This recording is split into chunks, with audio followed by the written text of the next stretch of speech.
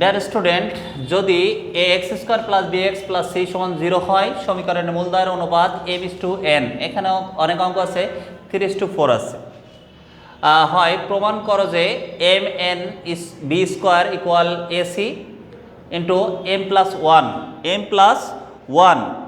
এটা প্রমাণ করতে হতে পারে m+1 তার উপর স্কোয়ার। এই অঙ্কটা দেওয়া আছে এখানে 12 a b square a c into m+n square আসতে পারে। তা যাই হোক, প্রত্যেকটা অঙ্কই একই নিয়ম। আমরা জানি বলে লিখব, আমরা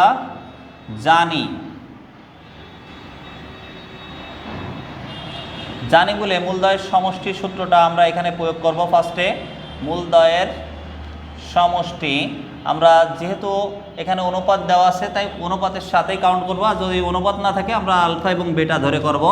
যেহেতু অনুপাতটা দেওয়া আছে তাই যে কোনো একটা ধরে করলে হবে। আলফা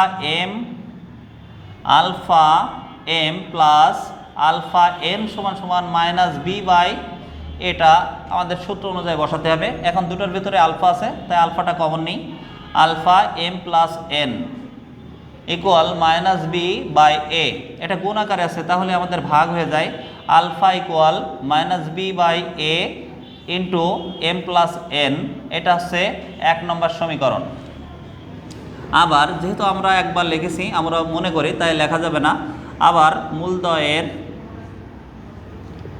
গুণফল ইকুয়াল আলফা ইন্টু বিটা, তা আলফা mn রয়েছে তাই আমরা আলফা mn বসাবো, ইকুয়াল মূলত alpha M into alpha N equal C by এ।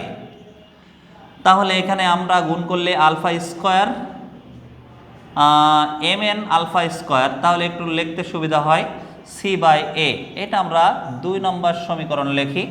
এবার আলফার মানটা 2 নম্বর সমীকরণে বসালেই আমাদের মানটা এটা প্রমাণ করা সম্ভব হবে। তাহলে লিখি আলফা এর মান 2 নং সমীকরণে বসিয়ে পাই,